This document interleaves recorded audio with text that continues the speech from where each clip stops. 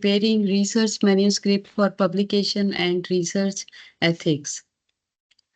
I hope अब third week है and this is the last week. बहुत सारी क्वेरीज भी आ रही थी हम लोगों के पास, क्योंकि because I am one of the team member.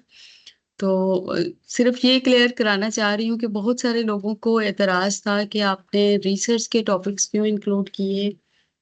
तो जिन लोगों को जो लोग रिसर्च में इन्वॉल्व नहीं हैं या जिन लोगों का, उनके लिए of course it is difficult to understand research. लेकिन as B BS is a research degree, और उसमें कैपस्टोन प्रोजेक्ट्स होते हैं, थीसिस होते हैं. And the most important is कि आप हायर एजुकेशन डिपार्टमेंट का विजन उठा के देखिएगा, तो उसमें सबसे पहला लफ्ज ही उसके विजन और मिशन, उसके मिशन में सबसे जो फर्स्ट लाइन है उसमें रिसर्च ओरिएंटेड, इनोवेशन और इस तरह की चीज़ें लिखी हुई हैं. तो हमने ये सारे डोमेन्स जितने भी हैं, ये सारे वहाँ से उठाए हैं जिसमें रिसर्च को बहुत फोकस किया गया है हायर एजुकेशन डिपार्टमेंट ने. और of course BS is research degree. फिर हमारे बहुत सारे कोलीग्स या मेरी बच्चियां या बच्चे इस वक्त अपने एमफिल खुद से अपनी क्वालिफिकेशन इम्प्रूव कर रहे हैं, एमफिल कर रहे हैं, PhD कर रहे हैं. तो अल्टीमेटली वो अपने स्टूडेंट्स को बेनिफिट करेंगे और उनको गाइड करेंगे. तो सो आई विल टॉक ऑन, जैसे आप थीसिस करवा लेते हैं या कोई राइटिंग लिख लेते हैं. बीइंग टीचर आपको राइटिंग आनी चाहिए, आपको न्यूज़पेपर में लिखना चाहिए, आपको बुक्स लिखनी चाहिए, और मोस्ट इम्पॉर्टेंट आपको रिसर्च में इन्वॉल्व होना चाहिए. तो इसलिए I am here to present how to prepare research manuscript for publication and research ethics. तो first of all I would like to define what is manuscript. क्या हम इसे कुछ इंटरैक्टिव बना सकते हैं? अगर आपको अलाउ नहीं है बोलना, तो you can right in chat box. I can see your chat box. Manuscript क्या है, आप लोगों में से किसी को अंदाजा है? जो लोग तो खुद PhD या MPhil के प्रोसेस में इन्वॉल्व हैं, उनको they are very well aware के रिसर्च मैन्यूस्क्रिप्ट क्या होता है. Research manuscript is a type of research paper जो कि आप डिफरेंट जर्नल्स में भेजते हैं पब्लिकेशन के लिए. और जब आप PhD या MPhil कर रहे होते हैं, तो आप ये एक ना दौड़ लगी होती है. And this is one of the condition of higher education commission के जब तक आपके कुछ पेपर्स पब्लिश नहीं हो जाते, आपकी PhD उस वक्त तक कंप्लीट नहीं होती. तो मतलब हमारे कॉलेज में तो ऐसे डिपार्टमेंट्स हैं जो बच्चों के जो BS के थीसिस हैं उनको भी वो मैन्यूस्क्रिप्ट में चेंज करते हैं और उनकी पब्लिकेशन के लिए कोशियां रहते हैं. सो फॉर्मली स्टार्ट के आपका रिसर्च मैन्यूस्क्रिप्ट लिखने के लिए सबसे एसेंशियल क्या है आपके पास? एसेंशियल सबसे पहले you have to identify the style कि आपने कौन सा यूज करना है वर्ल्ड वाइडली या पूरा जो internationally. There are 3 big styles format guidelines. Number 1, American psychological association APA. Number 2, Chicago manual of style guidelines. And number 3, modern language association guidelines, जो कि आपको ये बताएगा कि आपका फॉन्ट कैसा होना चाहिए, पेज लेआउट कैसा हो, हेडिंग किस लेवल की हो. हेडिंग के भी लेवल्स होते हैं जिसमें मोस्टली वो मैं आगे आपको डिटेल से बताऊंगी. साइटेशन कैसे हो. साइटेशन का मतलब ये है कि आपने जब डॉक्यूमेंट राइट करना है, तो डॉक्यूमेंट राइट में आपने साइटेशन कैसे देनी है. अगर किसी का काम आपने अपने डॉक्यूमेंट में लिखा है, तो उसको एक्नॉलेज कैसे करना है, उसका नाम, उसका ईयर कैसे लिखना है. Then references. ऑफ कोर्स आप रेफरेंसेस देंगे to acknowledge all the people जिनका लिटरेचर आपने यूज़ किया है, जिनकी चीज़ें यूज़ की हैं. तो मोस्टली जर्नल्स और यूनिवर्सिटीज़ या institutions use American psychological association, उसका मैनुअल है, 7th एडिशन है, और ये ज़्यादातर यूज़ होता है. जो Chicago manual of style guideline है, that is predominantly seen in medicine and humanities या बेसिक साइंसेज में. And then modern language modern language association guidelines usually humanities में यूज होता है।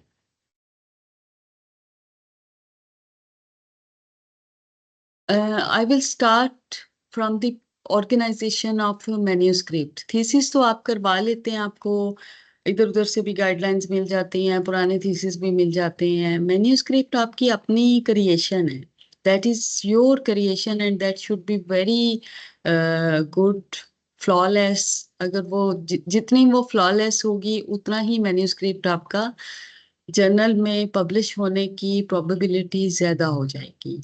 So the parts of manuscript उसी तरह ही है जैसे थीसिस में होता है, लेकिन कुछ थोड़ा सा इसमें डिफरेंस है। You will start from the title page, उसके कंटेंट्स में अभी बताऊंगी। एब्स्ट्रैक्ट है, साथ ही आप एब्स्ट्रैक्ट दे देते हैं। Then introduction and literature view को आप थोड़ा सा कंबाइन करते हैं। मेथड है, स्टैटिस्टिकल एनालिसिस है, then discussion with limitation, suggestion and implications and conclusion. References आ जाते हैं लास्ट पे, अपेंडिसेस। तो I would talk on journal format. Journal format क्या होगा, मतलब बहुत सारे लोगों को जो स्टार्ट करते हैं रिसर्च, उनको या तो मोस्टली सुपरवाइजर्स तो गाइड करते हैं, लेकिन क्योंकि वो काम कराना शुरू कर देते हैं तो फॉर्मेट जर्नल जो है ना उसकी बहुत बाद में समझ आती है। जब आपके पेपर रिजेक्ट होके आता है, उस पर ऑब्जेक्शंस लगते हैं, तो फिर उस ऑब्जेक्शन से तो आपका टाइम जो है वो जाया होता है। मैंने प्रिसाइसली इसको देखा है कि आपका पेपर जब आप राइट करते हैं तो आपका डबल, आप should be typed double space, A4 size होना चाहिए।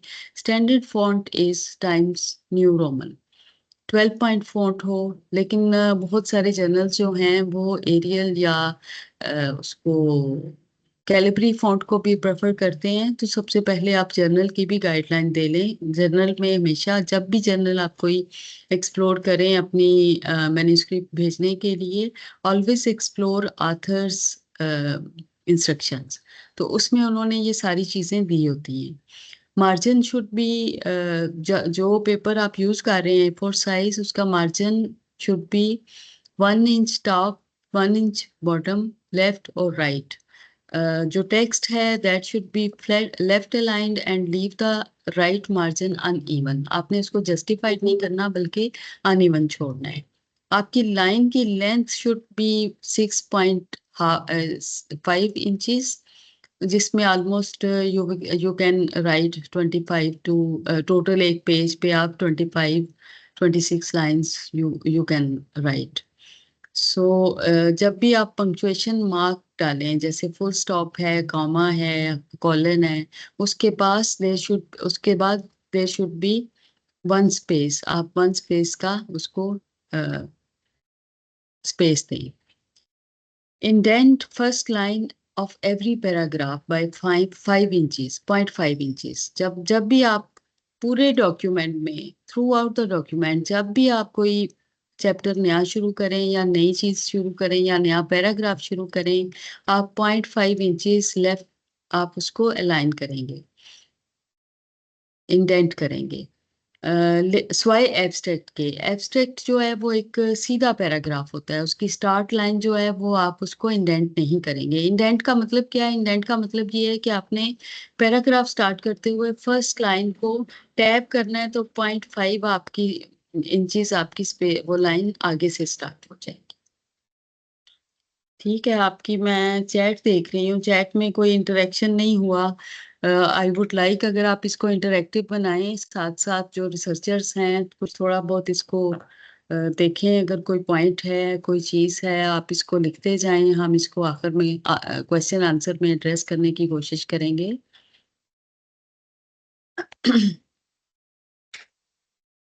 जी, टाइटल पेज की तरफ दोबारा आती हूँ। The title should be in bold and byline and affiliation on the title page should be centered। ये सेंटर में होता है। बायलाइन का क्या मतलब है? वैसे तो आपने डबल स्पेस में ही सारा डॉक्यूमेंट टाइप करना है, लेकिन बायोलाइन का मतलब ये है कि डबल से भी एक स्पेस ज्यादा। और फिर बायलाइन का मतलब ये है कि जैसे ही आप अपना नाम लिखेंगे और अपनी आइडेंटिफिकेशन देंगे। उसके साथ ही नीचे आपने एफिलिएशन, एफिलिएशन का मतलब ये है कि आप किस इदारे से मुंसलिक हैं।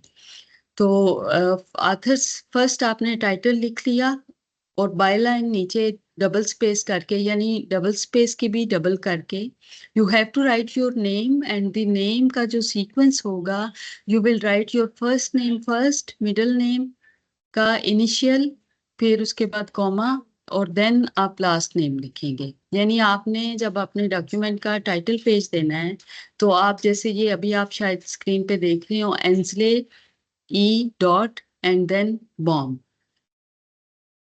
आपने ये वाला नाम लिखना है अपना। लेकिन अगर आपके टू ऑथर्स हैं तो फिर ए एंड डी एंड के साथ आपने लिखना है, Ansley E dot bomb and Lucky K dot read.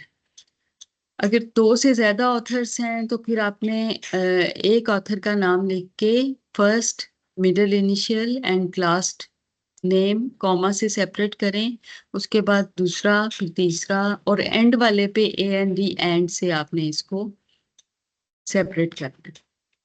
ये कुछ एग्जांपल्स हैं जो कि मैंने सेट की थी। वन ऑथर वन एफिलिएशन के साथ, अगर एक ऑथर है तो आपने एक एफिलिएशन है उसकी, तो आपने वन ऑथर का नाम ऐसे लिखना है, एक एफिलिएशन उसका इंस्टीट्यूशन का नाम ऐसे लिखना है। देन वन ऑथर, कभी कभी ऑथर जो है वो टू एफिलिएशन भी रखते हैं।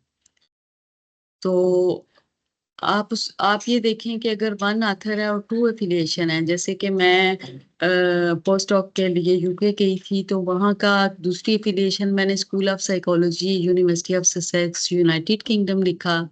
सेकंड मैं जब आ गई थी उसके बाद ये पेपर पब्लिश हुआ, तो then institute of applied psychology जो भी आपकी यूनिवर्सिटी या कॉलेज है वो आपने लिखना है। Then one author with no institution affiliation, अगर आप इस वक्त कहीं भी काम कर नहीं कर रहे और इस वक्त वेटिंग पोस्टिंग पे हैं तो देन आप हायर एजुकेशन डिपार्टमेंट भी लिख सकते हैं, अपने शहर का और अपने कंट्री का नाम लिख सकते हैं। If you have two authors and one affiliation, जैसे आप किसी एक खास इदारे में गए हैं और वहाँ ही काम कर रहे हैं, तो दोनों को ए एंड डी एंड से करेंगे। और मेक श्योर के जो पेपर लिखेगा उसका वो फर्स्ट ऑथर होगा और जो सुपरवाइजर होगा वो सेकंड ऑथर होगा।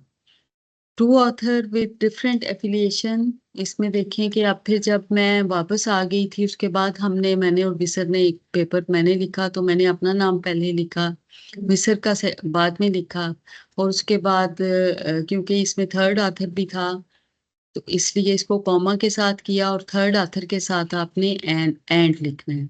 लेकिन वन, आप देखेंगे फर्स्ट एफिलिएशन में एक छोटा सा वन लिखा है, मैंने अपने नाम के साथ भी उस वन को आइडेंटिफाई किया है कि मैं मेरी इंस्टीट्यूशन एफिलिएशन ये है।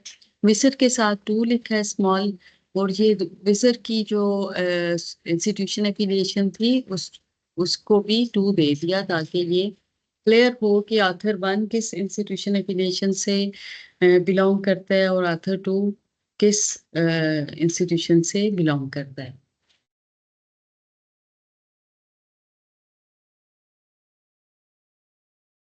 जी, टाइटल आपका बहुत प्रिसाइज होना चाहिए जब भी आप टाइटल दें। जैसे थीसिस का या थीसिस राइटअप में तो आप टाइटल जरा थोड़ा सा लंबा देते हैं, लेकिन मैन्यूस्क्रिप्ट जो है उसमें टाइटल को बड़ा प्रिसाइजली कंसाइजली आपने स्टेट करना है, and it should be very concisely stated, and by putting variables जो आप उसको एक्सप्लोर कर रहे हैं, जिन वेरिएबल्स को, वो आपके टॉपिक का एसेंशियल पार्ट होना चाहिए।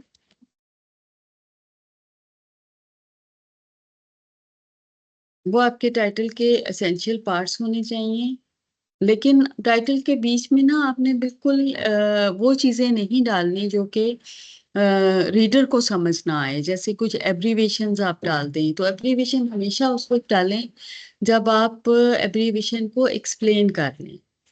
फिर उसके बाद ये भी नहीं डालना स्टडी ऑफ दिस या एक्सपेरिमेंटल स्टडी ऑफ इन्वेस्टिगेशन या ये वो, इस तरह की चीजें जो है वो टाइटल को खाम खा लंबा करेंगी और हालांकि एपीए जो 7th एडिशन है उसमें कोई लेंथ की टाइटल की लिमिट नहीं है, लेकिन टाइटल जितना फोकस्ड होगा, जितना छोटा होगा और जितना कैची होगा, उतना ही जर्नल के एडिटर को वो एल्योर करेगा, अट्रैक्ट करेगा, और वो उसको, मैं आगे आपको अब एग्जाम्पल भी दिखाऊंगी, लेकिन जितने फजूल उसमें वर्ड होंगे वो जरूर निकाल दीजिएगा। Then page number will be flush top right. जब आप उसकी पेज नंबर करेंगे, हेडर आप खोलेंगे, हेडर में आप फ्लश टॉप राइट पे और राइट पे भी आपको 0.5 इंचेस का मार्जिन छोड़ना है, यानी कि आपने पहले लिखना है पेज नंबर, और हर पेज पे लिखना है, और आपने रनिंग हेड देना है। रनिंग हेड जैसे आपका पेज नंबर जो है वो राइट साइड पे होगा, तो रनिंग हेड आपका लेफ्ट साइड पे होगा। रनिंग हेड आगे डिटेल से बताऊंगी। उसके बाद पहले टाइटल आ गया, उसके बाद आपकी नेम आ गया, एफिलिएशन आ गई, फिर आपने पेजिनेशन भी कर दी, यानी कि फ्लैश आपने टॉप राइट पे पेज नंबर दे दिया और टॉप लेफ्ट पे आपने रनिंग हेड दे दिया। फिर नीचे आपका आथर नोट। आथर नोट क्या होता है? आप लोग बात नहीं कर रहे, मुझे कुछ थोड़ा सा दें। अगर आप पेपर लिख रहे हैं या इस वक्त मैन्यूस्क्रिप्ट के प्रोसेस में हैं, तो क्या आथर नोट को आप ऐड करते हैं या जानते हैं? बेटे ऐसे ना करो, मुझे लग रहा है मैं दीवार से बात कर रही हूँ। अगर आप थोड़े से इंटरेक्टिव होंगे तो आई वुड बी हैप्पी कि आपको मेरी बात समझ में आ रही है या नहीं आ रही, या कौन सी बात, किस चीज पे मुझे ज्यादा एक्सप्लेन करना है। चलें इतना बता दें कि मेरी आवाज आ रही है आपको। मैम आप चैट बॉक्स चेक कर लें। चैट बॉक्स में चेक कर रही हूँ, मुझे इसमें नजर नहीं आ एक्चुअली रही चैट। सबके माइक्स म्यूट है, मैं अलाउ करूंगी तो ये। अच्छा, अब वो, अच्छा अच्छा ठीक है। चैट बॉक्स तो मैंने देखा है, उसमें इंटरेक्टिव नहीं हो रहे। चलें कोई बात नहीं, सुबह सुबह का टाइम है, मेरा ख्याल है चाय वगैरह पी रहे हैं साथ साथ। तो हाँ एमन, आवाज तो आ रही है ना मेरी? Yes ma'am. जी जी। उसके बाद आथर नोट में आप देते हैं करंट एफिलिएशन। यानी कभी कभी ऐसा होता है, बल्कि मोस्टली ऐसा होता है कि आपने जहाँ पे रिसर्च की है वो रिसर्च करके आप वापस आ गए हैं, या आपने वो इंस्टीट्यूशन छोड़ दिया, आपने you have joined another institution, तो आप फिर अपनी करंट एफिलिएशन देंगे। ऊपर तो आप वही एफिलिएशन देंगे जहाँ टाइटल के बाद या अपने नाम के बाद, तो आप वही एफिलिएशन देंगे जहाँ पे वो रिसर्च कंडक्ट हुई है। लेकिन जो आपका आथर नोट है उसमें आप लिखेंगे कि आथर इस वक्त कहाँ काम कर रहे हैं। Then you have to write Auric ID. Auric ID एक ऐसी आईडी है जिसमें, जो कि 16 डिजिट ऑरिक आइडेंटिफायर है।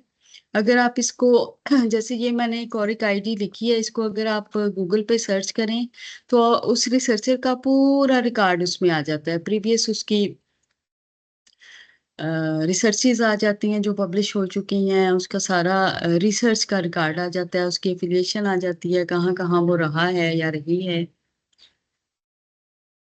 ये सब कुछ आपने फर्स्ट पेज या टाइटल पेज पे लिखना है। Disclosure of conflict of interest का मतलब है कि ऑथर के बीच में कोई कॉन्फ्लिक्ट तो नहीं है।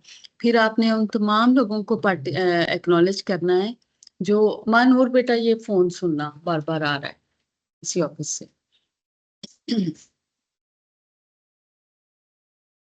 उनको बता दो मैडम लेक्चर में। कॉन्फ्लिक्ट ऑफ इंटरेस्ट एक्नॉलेजमेंट, जिन लोगों ने आपको हेल्प आउट किया है, specially the participants and the agencies जहां से आपने डाटा इकट्ठा किया है, एंड देन फंडिंग, अगर आपको किसी इस प्रोजेक्ट के लिए कुछ फंडिंग हुई है, एंड देन कोरिस्पॉन्डेंस, कि आप कोरिस्पॉन्डेंस जो है वो फर्स्ट ऑथर के साथ करेंगे और या सेकंड ऑथर या थर्ड। ये एक सैंपल है, एग्जाम्पल है कि आपने ये रनिंग हेड ऊपर लेफ्ट राइट साइड पे है। फिर पेज नंबर मैंने दिया है कैसे आपने 0.5 इंचेस छोड़ना है, ये राइट साइड पे है। उसके बाद आपका टाइटल सेंटर में आ जाएगा, उसके बाद आथर नेम, आथर की एफिलिएशन, फिर आथर नोट, और उसके बाद आपको मैं ओरिजिनल दिखाती हूँ। Can you see this? ये जो मेरा एक पेपर था जिसमें आप देखें कि ये पेपर की शेप में आ गया, और इसमें ये रनिंग हेड है। रनिंग हेड क्या होता है? रनिंग हेड होता है कि आपका जो टाइटल होता है उसके 50 कैरेक्टर्स आपने अपर उसमें केसेस में लेने होते हैं, और वो 50 ही होने चाहिए, उनसे ज्यादा नहीं आप ले सकते। जैसे ये पेपर का टाइटल था gender social roles across cultural comparison. तो इसमें मैंने जो उठाया वो जेंडर सोशल रोल्स, ये मेरा रनिंग हेड बन गया। ये पूरे थ्रू आउट द डॉक्यूमेंट या मैन्यूस्क्रिप्ट ये जाएगा।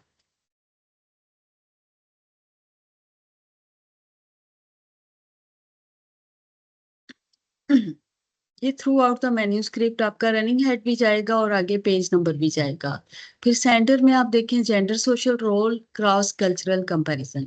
फिर नीचे बाय लाइन है, ये 2 लाइनें, ये डबल स्पेस नहीं है, ये उससे भी ज्यादा स्पेस है।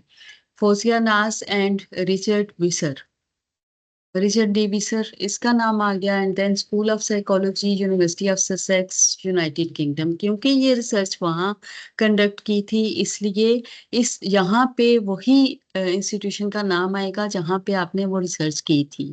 लेकिन देखें कि आथर नोट में मैंने अपनी एफिलिएशन चेंज कर दी, because I came here in Pakistan and then I became the वो जो एज अ प्रिंसिपल।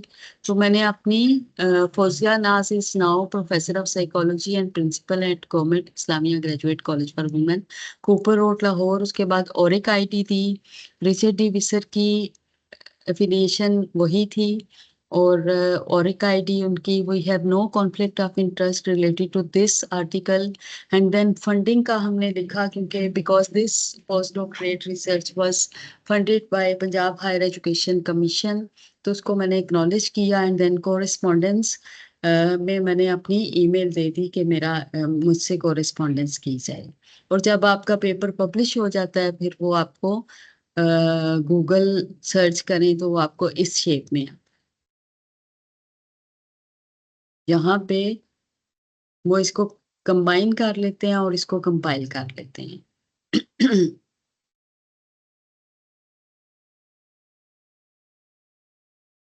चले, ये मैंने अब थोड़ा इसको बड़ा किया है।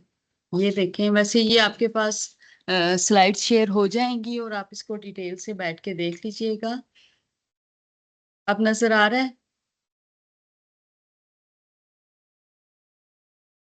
जी, नेक्स्ट देखते हैं जी। एब्स्ट्रैक्ट है। Abstract should contain a concise and complete summary of the paper। Abstract जो है वो बहुत ही आपने एहतियात से लिखना है। ये एक सिंगल पैराग्राफ है containing maximum 250 words without indentation. आपने उसको इंडेंट नहीं करना। And abstract always start with the problem under investigation, उसके बाद followed by objectives and you have to write hypothesis. Sometimes you have to write structured abstract and sometimes unstructured abstract. उसके बाद method आपने बताना है कि पार्टिसिपेंट्स या subjects आपके, या आपने कोई मटेरियल यूज किया है। Like this is a general guideline for the participants of basic sciences, social sciences, arts and humanities।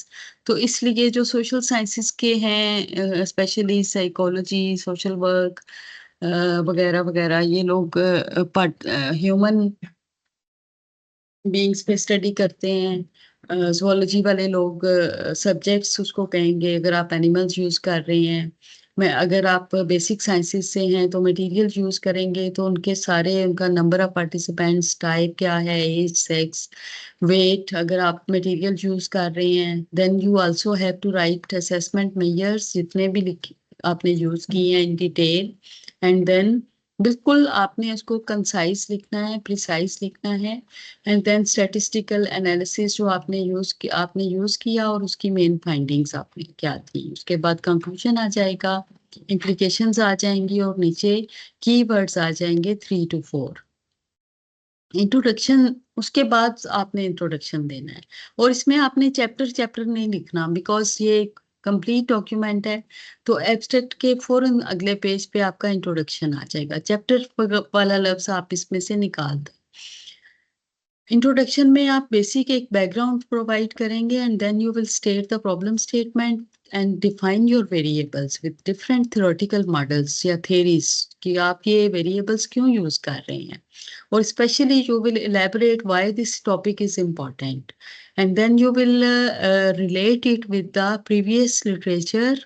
जब आप लिटरेचर व्यू दे रहे होंगे विद स्टेटिंग योर हाइपोथेसिस और जो कि आप उसको जो कि एड्रेस करना चाह रहे हैं और कौन से हाइपोथेसिस आपके प्रीवियस रिसर्चेस में एड्रेस हो चुके हैं और द मोस्ट इम्पॉर्टेंट के कौन से ऐसे हाइपोथेसिस हैं जो आप एक्सप्लोर कर रहे हैं but those hypothesis have not been explored any other psychologist या any other researcher या any other research ग्लोबली या इन पाकिस्तान में नहीं हुआ। समटाइम्स ग्लोबली चीज़ें होती हैं लेकिन वो पाकिस्तान में नहीं होती।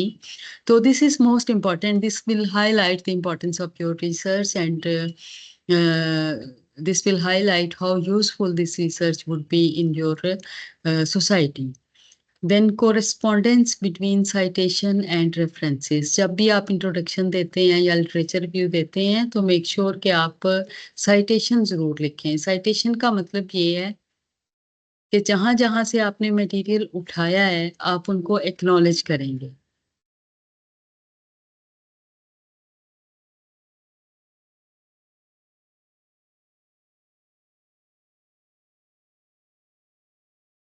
Can one author list two institution affiliation? बेटा मैंने आपको बताया है कि आप एक आथर की 2 एफिलिएशन भी हो सकती हैं। जैसे मैं पोस्ट डॉक्टरेट कर रही थी तो यूके की एफिलिएशन भी लिखी थी, अभी स्लाइड में मैंने आपको दिखाया है। मैं आपको शेयर ये सारी स्लाइड इमन इन पार्टिसिपेंट से शेयर कीजिएगा स्लाइड सारी। तो ओके मैम।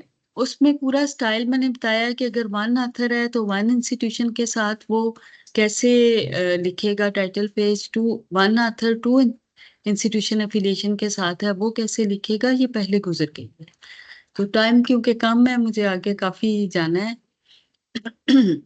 लेकिन आप लिख सकते हैं if you are working on in two institutions, एक में रिसर्च हुई है लेकिन आपकी मेन जो ड्यूटी है वो किसी और जगह पे है तो आप उसको दूसरे इंस्टीट्यूशन को भी लिखेंगे लेकिन आप उसको ए और बी के साथ आइडेंटिफाई करेंगे या साथ आप एस्टेरिक 1 एस्टेरिक 2 एस्टेरिक देंगे या फिर आप उसको 1 और 2 के साथ करेंगे। जी, जैसे ही आप लिटरेचर रिव्यू को ख़त्म कर लेंगे उसमें साइटेशन और रेफरेंस जितनी साइटेशन आएंगी जहाँ जहाँ से आपने लिटरेचर रिव्यू उठाया है उसको एक्नॉलेज करना है आपने आपने उस बंदे का नाम लिखना है। लेकिन हमेशा कोशिश कीजिएगा, ये आगे रिसर्च एथिक्स में आएगा, कि आप जहाँ से भी मटेरियल उठाते हैं जिसका आइडिया भी लेते हैं उनको कॉपी पेस्ट मत कीजिए प्लीज़। ये शुरू में बड़ा मुश्किल लगेगा लेकिन आप जब आपको इसकी प्रैक्टिस हो जाएगी तो आपको बड़ा मजा आएगा जब आप उनके उनके आइडिया को लेके आप अपने वर्ड्स में लिखेंगे। एक तो आप प्लेजरिज्म से बचेंगे, these are one of the research ethics, कि आपने किसी के वर्ड्स नहीं लिखने। आपने आइडिया ले लिया, प्रॉब्लम ले ली, आपने उसकी स्टडी को कोट कर लिया, लेकिन try to write in your own words in your own language. इससे आपकी वोकैबुलरी भी बढ़ेगी, फ्लुएंसी भी बढ़ेगी, आपका एक अपना स्टाइल आएगा और आपको लिखना आएगा। और सबसे बड़ी बात ये कि जब प्लेजरिज्म का इशू आएगा तो आपका पेपर में कोई किसी किस्म की प्लेजरिज्म नहीं आएगी। जितनी साइटेशन होंगी वो रेफरेंस लिस्ट में उनके नाम जरूर आएंगे। साइटेशन का मतलब ये है कि आपने एक पैरा लिखा, वो जिसका है उसका नाम लिखेंगे और ईयर लिखेंगे। उसके बाद after giving introduction and literature view you will write your rational और सिग्निफिकेंस ऑफ द स्टडी, जिसमें आप उसकी प्रैक्टिकल इम्प्लीकेशंस उसकी इम्पोर्टेंस देंगे कि आप ये स्टडी क्यों कर रहे हैं, क्यों ज़रूरी है कि आप ये स्टडी करें, कौन से एरियाज जो हैं वो अनएक्सप्लोर्ड रह गए हैं। Then you will write objectives of the study और ऑब्जेक्टिव्स की बेस पे you will formulate your research questions. अगर आपकी एक्सप्लोरेटरी स्टडी है तो you will write questions and अगर आपकी कंफर्मेटरी स्टडी है, एक्सप्लोरेटरी नहीं है, then you will formulate hypothesis. और जब आप हाइपोथेसिस बनाएंगे तो उसका एक हाइपोथेसाइज्ड मॉडल बना देंगे। आप हाइपोथेसाइज्ड मॉडल यूजुअली पिक्टोरियल ड्राइंग में होता है। ये मैंने एक हाइपोथेसाइज्ड मॉडल ड्रा किया है जिसमें कोई कंक्लूजन नहीं है, यानी ये रिजल्ट से पहले का है। यानी आप हाइपोथेसाइज कर रहे हैं, ये थोड़ा सा आपको कॉम्प्लिकेटेड लगेगा बिकॉज ये स्ट्रक्चरल इक्वेशन मॉडलिंग का है। लेकिन अगर आप इसको सिंपल करना चाहते हैं तो आप जस्ट एरोस भी दे सकते हैं। आप खाने रेक्टेंगल्स बना लें, आप एरोस दे दें कि ये वेरिएबल इस वेरिएबल को प्रिडिक्ट करेगा, ये वेरिएबल, या आप कंपैरिजन कर रहे हैं तो आप उन वेरिएबल्स को एक अच्छी सी पिक्चर बनाएं, और वो पिक्चर इतनी आई कैची हो और इतनी अट्रैक्टिव हो और इतनी एक्यूरेट हो कि उसमें वो इंटरेस्टिंग, यानी आप in simple words, your manuscript should be a piece of art. जो पढ़ने वाला या रीडर हो उसको मजा आए पढ़ के कि आपने ये कैसा बनाया है, आपका जो हाइपोथेसाइज्ड मॉडल है वो कितना इंटरेस्टिंग है। उसके बाद जब मॉडल इमर्ज होगा, उसमें जब आपकी वैल्यूज आएंगी तो इमर्ज होगा मॉडल, वो कितना इंटरेस्टिंग होगा। देन साइटेशन की अभी हम बात कर रहे थे, तो साइटेशन क्योंकि आप is very important in your whole document starting from introduction, literature view, throughout discussion and analysis. तो अगर एक ऑथर का एक काम है तो आप साइटेशन जो आप अपने डॉक्यूमेंट की राइटिंग के बीच में करेंगे, इसको साइटेशन कहते हैं। जैसे अभी मैंने एक स्टेटमेंट लिखी है वॉकर, आगे उसका ईयर आप पैरेंथेसिस या इसको ब्रैकेट्स कहते हैं, इसको पैरेंथेसिस भी कहते हैं, कंपेयर्ड रिएक्शन टाइम। लेकिन अगर आपने उसको सारा उसका नाम और ईयर दोनों ब्रैकेट में देने हैं तो फिर आप वॉकर लिख के bracket start Walker comma and year और bracket ends within paragraph. अगर आप उसी के साथ वॉकर उसी को कर रहे हैं तो फिर आप ईयर नहीं देंगे। लेकिन एक से ज्यादा अगर ऑथर्स हैं तो फिर अगर दो ऑथर हैं तो आप तो ए एंड डी एंड से करेंगे, अगर वो ब्रैकेट्स में नहीं है। लेकिन अगर आप ब्रैकेट्स में डालेंगे तो फिर आप ए एंड डी एंड से उसको डिफ्रेंशिएट नहीं करेंगे, बल्कि आप उसको ये एम्परसैंड इसको कहते हैं जो कि ए एंड डी की सिंबल है। ये ब्रैकेट में कभी भी आप ए एंड डी एंड नहीं लिखते, ब्रैकेट में हमेशा इस सिंबल से ए एंड लिखते हैं।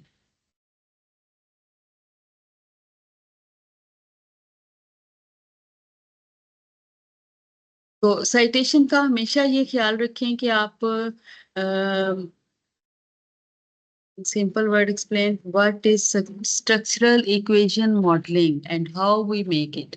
ये एनालिसिस के चैप्टर, अगर एनालिसिस हमने निकाल दिया बिकॉज एनालिसिस जो है वो एक तो काफी कॉम्प्लिकेटेड था, ये अगर मैं आपको एनालिसिस कराऊं तो उसमें मैं आपको फिर एमस, स्ट्रक्चरल इक्वेशन मॉडलिंग और SPSS, it is kind of SPSS. SPSS से थोड़ा सा सिंप्लीफाई है, स्ट्रक्चरल इक्वेशन मॉडलिंग ज्यादा सिंपल है एसपीएसएस के निस्बत, लेकिन थोड़ी सी एक्सपर्टीज उसमें ज्यादा होती है अपने उसको मॉडल्स को या अपनी फिगर को बनाने के लिए। वंस यू प्रैक्टिस इट तो यू कैन मेक इजीली।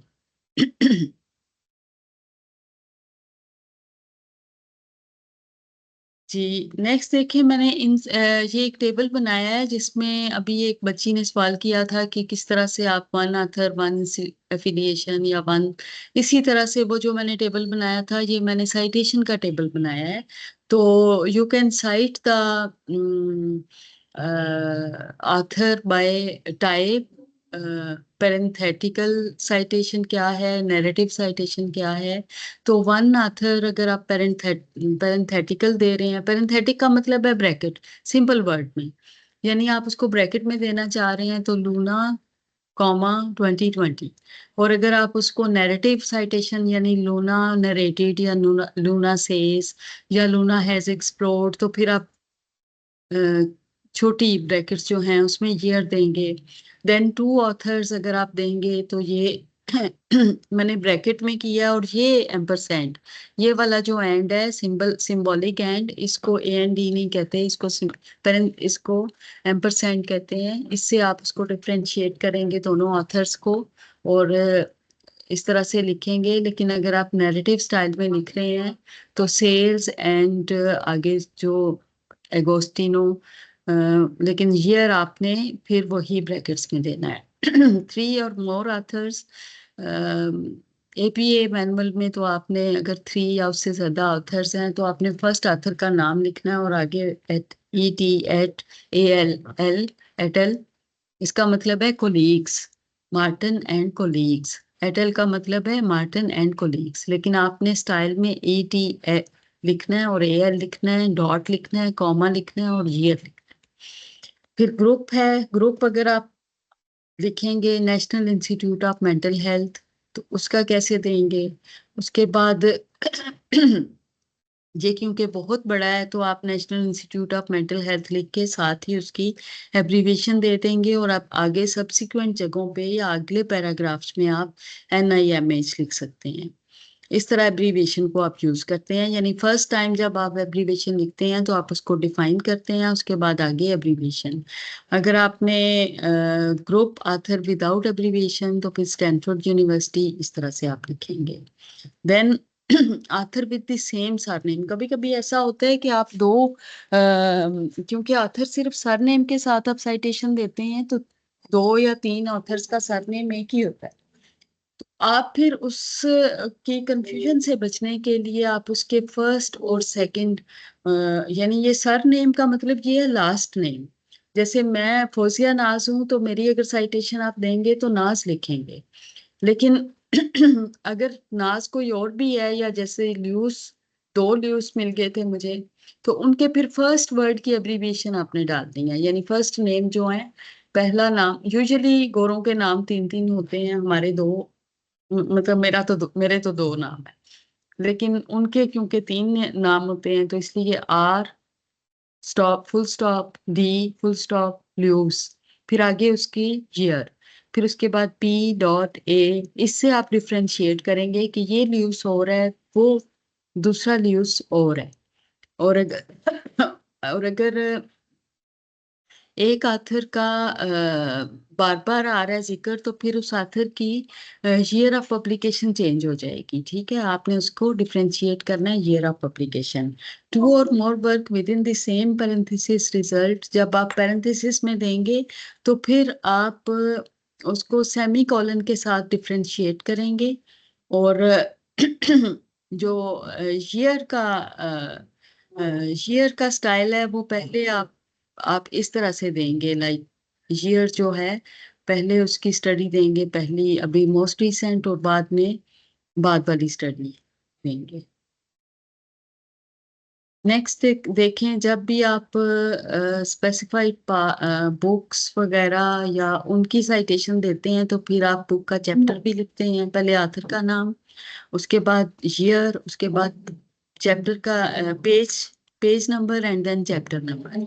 और अगर सेकेंडरी सोर्स दे रहे हैं तो आपने साइटेड एज साइटेड, आपने जो ऑथर के नाम लिख के स्टडी, और फिर आपने पैरेंथेसिस में या ब्रैकेट्स में लिख देना है एज साइटेड इन, जिस सोर्स से आपने लिया है उस सोर्स का आपने नाम दे देना है।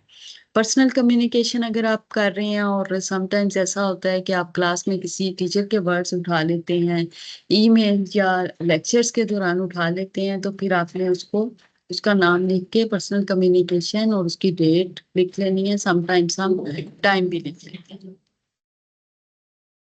हाँ, ये आगे एनालिसिस जब आप करते हैं तो जैसे हाइपोथेसाइज्ड मॉडल आया था, उसके बाद आप एनालिसिस करते हैं तो मॉडल इमर्ज आ जाता है, यानी आपने कौन सा वो वही मॉडल पे जब आप एनालिसिस रन करेंगे, सेम का है वैसे, लेकिन अगर आप SPSS के थ्रू कर रहे हैं या आप नैरेटिव यूज कर रहे हैं, यानी आप लिटरेचर से हैं, तो फिर आप उसकी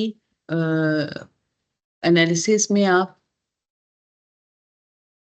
उर्दू उर्दू का भी अगर आप कर रहे हैं तो उर्दू में भी देखें, आप कंपैरिजन करते हैं, शायरों का कंपैरिजन करते हैं, ईरा का कंपैरिजन करते हैं, तो जहाँ पे आपको इस तरह के मॉडल नहीं आएंगे, आपको नैरेटिव्स, हमारी भी क्वालिटेटिव स्टडीज होती हैं, हम भी उसको नैरेटिव में लेके जाते हैं। नैरेटिव का मतलब ये है कि आप उसको लिखते हैं, यानी आप अपने आर्ग्यूमेंट्स की क्या उर्दू होगी, आप उसको दलाइल से कायल करते हैं, दलाइल से। तो आप अपने दलाइल जो है ना, वो बिल्कुल आपके मतलब आपने कंपैरिजन कर रहे हैं किसी एक शायर का दूसरे शायर के साथ, एक ईरा का, एक जमाने का दूसरे जमाने के साथ, एक दहाई का दूसरी दहाई के साथ। तो आप जब एनालिसिस करेंगे तो जो आपने पहले हाइपोथेसाइज मॉडल आपने दिए हुए हैं कि मैं ये एक्सप्लोर करूंगी, वो आपने एनालिसिस में उसको नैरेटिव में ले आना है, यानी आपने एक डायलॉग बाजी करनी है, आप डायलॉग उसमें लिखेंगे। तो ये आप मॉडल इमर्ज, ये थोड़ा सिंप्लीफाई हो जाता है जब आप मर्ज आ जाता है, क्योंकि सिंप्लीफाई इसमें वैल्यूज आ जाती हैं, आपको मीडिएशन की वैल्यू पता चल रही है, बीटा वैल्यूज पता चल रही हैं आपको, GFI CFI, यानी ये एनालिसिस की टर्म्स हैं जो कि एनालिसिस के चैप्टर में पढ़ानी चाहिए। लेकिन यहाँ पे मॉडल फिट हो गया, यानी आप अपने हाइपोथेसिस को एक्सेप्ट या रिजेक्ट करेंगे। उसके साथ ही आप एक टेबल भी देंगे जिसमें आप सारा उसका बताएंगे कि कौन से प्रिडिक्टर एक्सोजिनस वेरिएबल्स थे, कौन से एंडोजिनस वेरिएबल। एक्सोजिनस का मतलब है इंडिपेंडेंट वेरिएबल और एंडोजिनस का मतलब है डिपेंडेंट वेरिएबल्स। उसके बाद हेडिंग आपकी थ्रू आउट कंसिस्टेंट होनी चाहिए। जैसे आपका टाइटल पेज है तो वो सेंटर्ड होना चाहिए, सेंटर हेडिंग। लेवल 2 हेडिंग्स होती हैं जो थोड़ी सी लेफ्ट अलाइन होती हैं। मेथड की हेडिंग जो है वो भी सेंटर्ड होनी चाहिए, जितनी भी आपके मेन हेडिंग है वो सेंटर में होंगी। लेकिन उसके बाद मेथड मेथड के बाद आप रिसर्च डिजाइन लिखते हैं तो वो लेफ्ट लाइन होगी। मेयर्स लिखते हैं, लेफ्ट लाइन होगी। फिर 3 हेडिंग, यानी मेयर्स के आगे अगर आप सेल्फ एस्टीम का क्वेश्चनर यूज कर रहे हैं तो लेवल 3 हेडिंग आ जाएगी। उसके बाद लेवल 4 हेडिंग आ जाएगी, उसके भी आगे हेडिंग दे रहे हैं। एंड देन उसके बाद लेवल 5 हेडिंग भी सेंटर्ड होगी थ्रू आउट द डॉक्यूमेंट। ज्यादातर वैसे लेवल 1 हेडिंग और लेवल 2 हेडिंग ही यूज होती है, या लेवल 3, इससे ज्यादा नहीं यूज होती।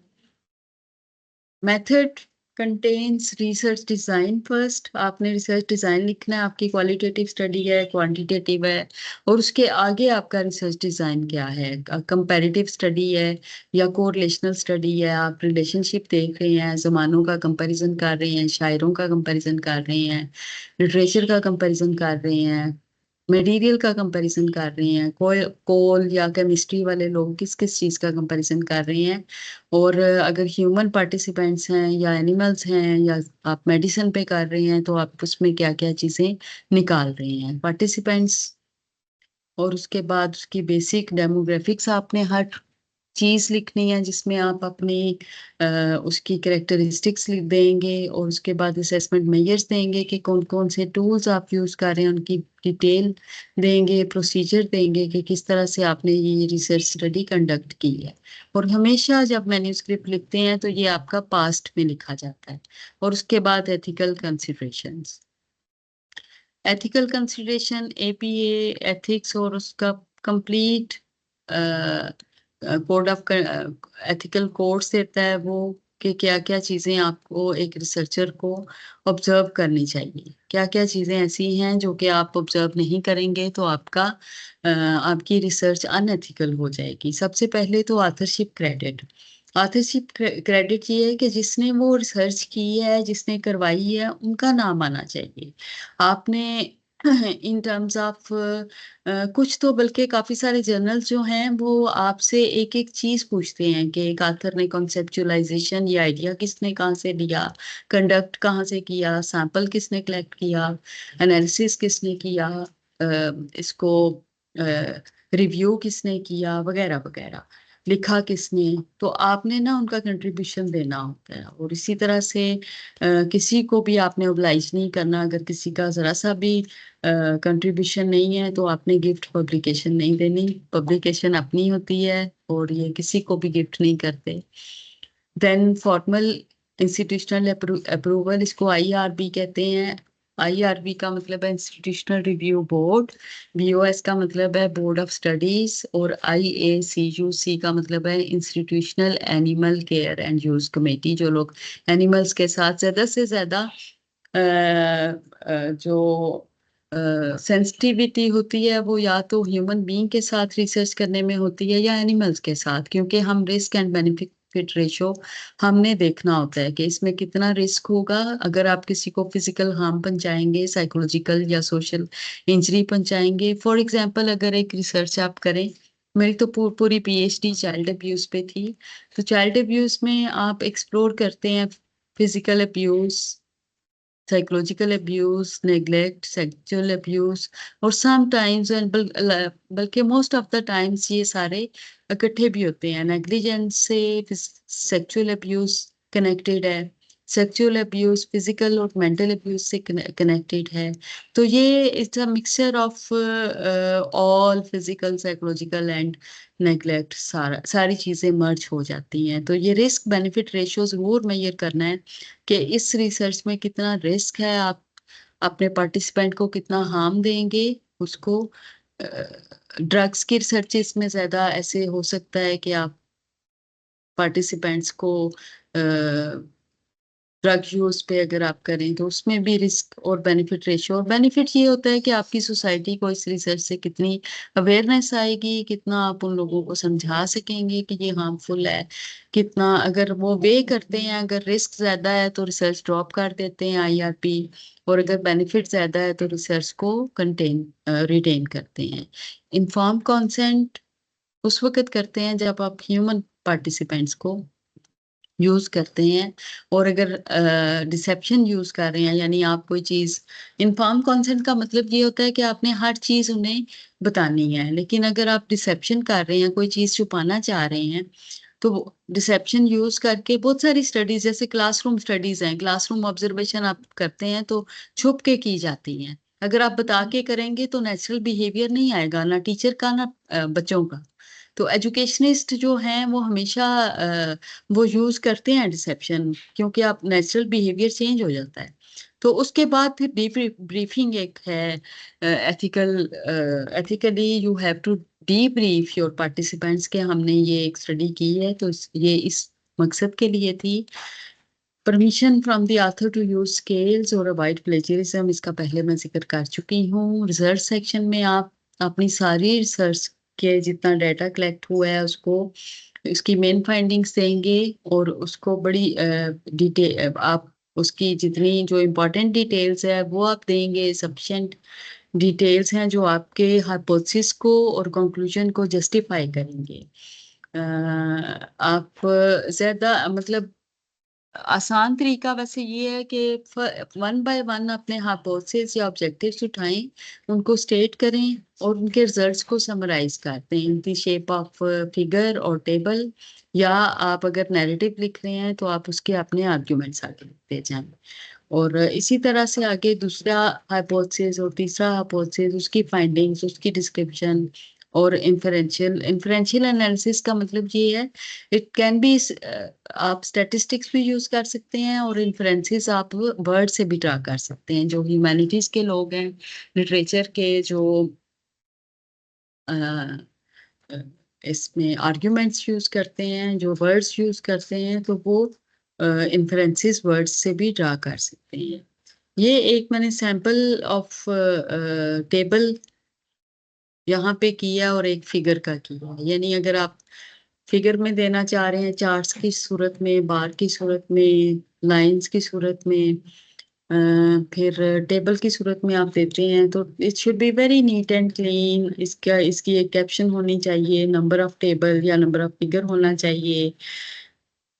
It should be very self explanatory, यानी आप वेरिएबल्स लिखते जाएं और उनकी परसेंटेजेस या उनके जो वैल्यूज हैं वो सब कुछ ऐसा हो कि आपको किसी को बताने की जरूरत ना पड़े। और हमेशा अच्छा डॉक्यूमेंट वो होता है जो खुद बोले, जिसको बताना ना पड़े कि ये डॉक्यूमेंट क्या है। मैं हमेशा कहती हूँ कि आपका डॉक्यूमेंट बोलना चाहिए, रीडर को मजा भी आना चाहिए, रीडर को समझ भी आनी चाहिए। एंड देन आप आगे डिस्कशन में उसको रिजल्ट्स को इंटरप्रेट करते हैं, उसको ऑर्गेनाइज करते हैं, हाइपोथेसिस को रिव्यू करते हैं, उसको लिटरेचर के साथ या बाकी रिसर्चेस के साथ कंसिस्टेंसी उसकी या उसकी नॉन कंसिस्टेंसी शो करते हैं। उसमें आप अपनी लिमिटेशंस भी देते हैं और फिर आप सजेशंस भी देते हैं फ्यूचर रिसर्चेस के लिए कि वो कैसे इसको इम्प्रूव कर सकते हैं। फिर ये रेफरेंसेस की है कि आपने रेफरेंसेस, एपीए तो कहता है कि अल्फाबेटिकली ऑर्डर्स में हो, हैंगिंग इंडेंट हो, आपने सर नेम फर्स्ट यानी लास्ट, सर नेम गोरे कहते हैं कि लास्ट नेम आपका फर्स्ट है।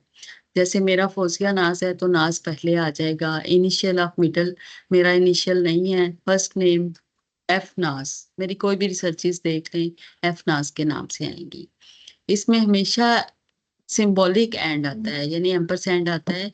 और ये कुछ मैंने सैंपल्स लिखे हैं, अगर दो आथर हैं तो आपने कैसे देना है, फिर बुक आथर है तो आपने बुक का कैसे साइटेशन देना है। लेकिन आप अपने अपने जो एक मेन फर्स्ट स्लाइड में मैंने आपको बताया था कि जो आप मेन स्टाइल चूज करेंगे उसमें थोड़ी बहुत चेंजेस के साथ ये चीजें हैं, सारी चीजें ऐसे ही हैं, कोई कंफ्यूजन की बात नहीं है। सिर्फ साइटेशन और रेफरेंसेस में कुछ कहते हैं कि अल्फाबेटिकल ऑर्डर में रेफरेंसेस लिखें और कुछ कहते हैं कि जिस तरह से साइटेशन आ रही है 1 2 3 करके उस तरह से रेफरेंसेस दें।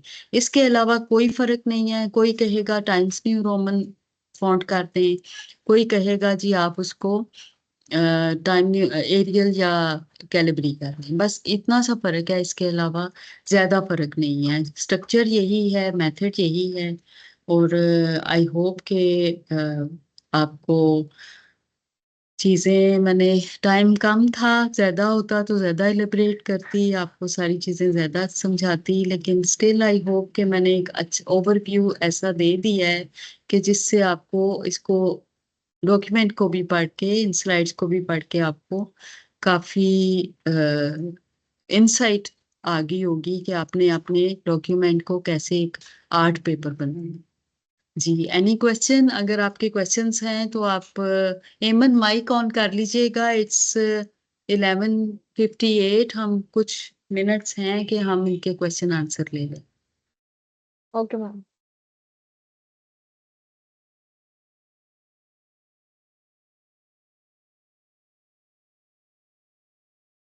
मैंने अपने डॉक्यूमेंट में सारी एब्रीविएशंस को एक्सप्लेन किया। आप कौन सी आसमा आरिफ, आप किस एब्रीविएशन की बात कर रहे हो बेटा?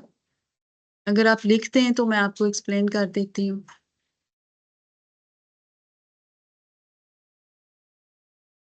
आसमा Arif, do you hear me?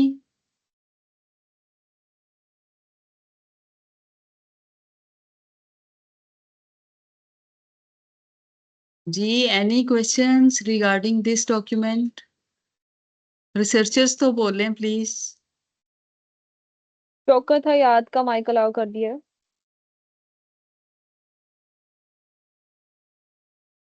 जी आसमा, हम किस एब्रीविएशन की बात कर रही हैं? मैंने काफी सारी चीजें इसमें एक्सप्लेन की हैं और कोशिश की है कि अगर कोई एब्रीविएशन यूज की है तो उसका फुल नेम साथ लिखूं।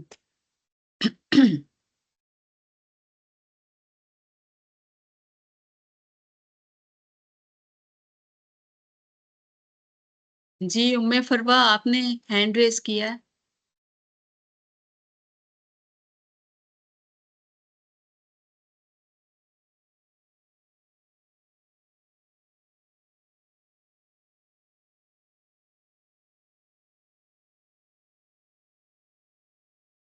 आईआरपी का मतलब है institutional review board. Institutional review board आपकी रिसर्च सबसे पहले आपकी इंस्टीट्यूशन, आपका अपना जो इंस्टीट्यूशन है, इंस्टीट्यूशनल रिव्यू बोर्ड। लेकिन ये it is not that simple, आपका अपना इंस्टीट्यूशन तो उसको करेगा, लेकिन अगर आपने दूसरे इंस्टीट्यूशंस को इन्वॉल्व करना है और आपकी रिसर्च में कोई हॉस्पिटल इन्वॉल्व है, कोई एजेंसी इन्वॉल्व है, तो फिर आप अपना साइनॉप्सिस वहां जमा कराते हैं। फिर वो अपने इंस्टीट्यूशनल रिव्यू बोर्ड से उसको रिव्यू कराते हैं। तो इंस्टीट्यूशनल रिव्यू बोर्ड आपकी रिसर्च के प्रोज एंड कॉन्स देखता है, रिस्क एंड बेनिफिट रेशियो देखता है, और फिर वो आपको इजाजत देते हैं। जैसे मेरी पीएचडी की रिसर्च में हॉस्पिटल्स इन्वॉल्व थे, तो उन्होंने उनकी सारी जितने हॉस्पिटल्स थे, क्योंकि बच्चों पे मैंने की थी, तो उन्होंने अपने अपने थैंक यू बेटा, थैंक यू सो मच। जितने जितने हॉस्पिटल्स थे, उन सब ने अपने इंस्टीट्यूशनल रिव्यू बोर्ड से उसको रिव्यू कराया, मुझे इंटरव्यू कराया, उस पे काफी क्वेश्चनिंग हुई, because it was very sensitive topic, child abuse का था। तो उसमें हर हर इंस्टीट्यूशनल रिव्यू बोर्ड कभी बहुत छोटी टर्म हो जाती है अगर सिर्फ आपका इंस्टीट्यूशन इन्वॉल्व हो, लेकिन कभी आपके दूसरे इंस्टीट्यूशन इन्वॉल्व हो तो ये बहुत ब्रॉडर टर्म।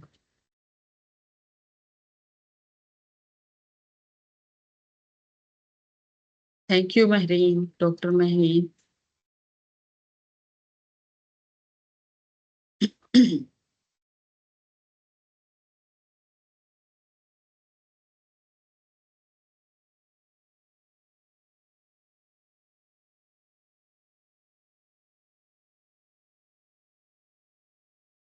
जी, आरफा जहूर, आपने हैंड रेस किया है बेटा, बोले।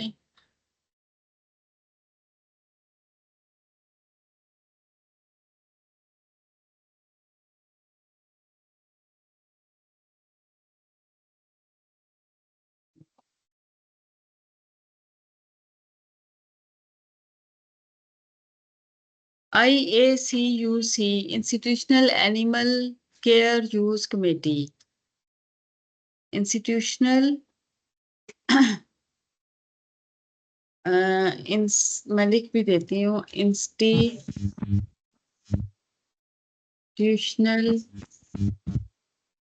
Animal care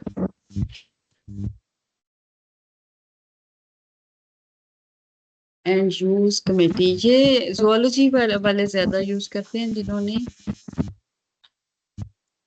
committee, institutional animal care and use committee. अच्छा, आगे क्वेश्चन आया है BOS, board of studies. BOS, board of studies. अच्छा चलें, अब नेक्स्ट लेक्चर में मैं इन सबको डिफाइन करती हूँ। Board of studies, BOAR hello, अस्सलाम वालेकुम। स्टडीज, आप लिख लीजिए। ये तो बड़ी कॉमन सी थी एब्रीविएशन, इसलिए मैंने इन पे ध्यान नहीं दिया। शेयर योर स्लाइड्स, वो कर देंगे बेटा, आपको जरूर मिल जाएंगी स्लाइड्स। हेलो। और किसी ने क्या पूछा है? जी, स्लाइड्स आपको मिल जाएंगी। नास एफ या एफ नास, एफ नास नहीं आएगा। जब आप मैन्युस्क्रिप्ट लिखेंगे तो आपका फोसिया नास जैसे ऊपर नाम आएगा, लेकिन नाम आपका उसमें पब्लिकेशन में भी वही आएगा, पूरा नाम। लेकिन जब आप साइटेशन देंगे तो आपने नाज एफ करना है। उसमें बल्कि सिर्फ नाज आएगा अगर आपके पास दो नाज नहीं है।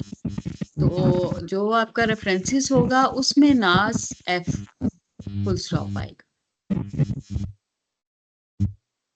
हेलो। थैंक यू बेटा, thank you so much.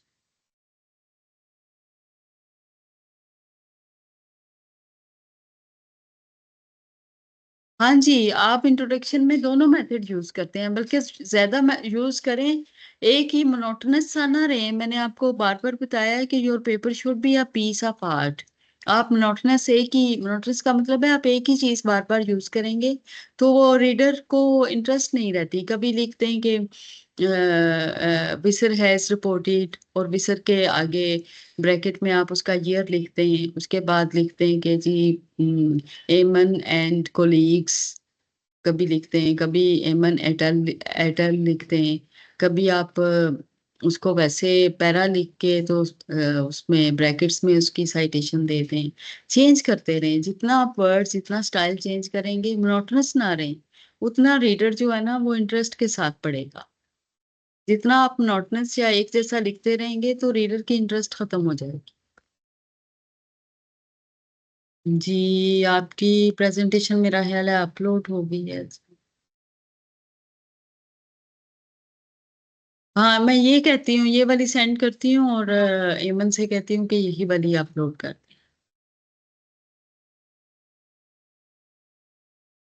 Okay ma'am. Okay.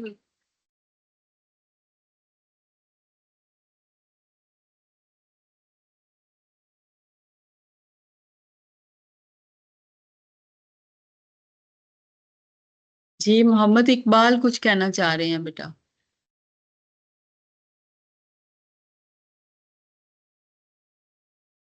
एमन, इनकी आवाज क्यों नहीं आ रही? आप लोगों ने माइक नहीं ओपन किए?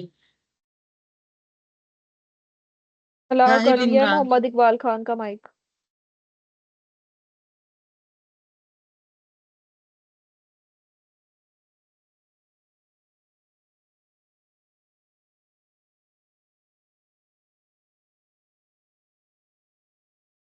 मोहम्मद इशफाक।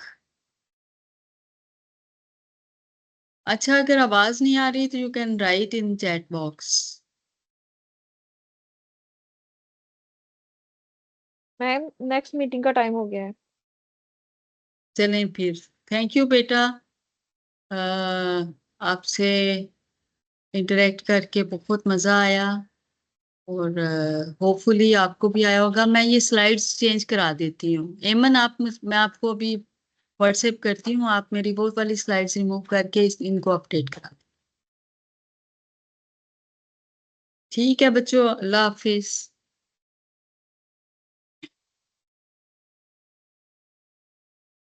एमन, should I leave the meeting? Yes. Yes.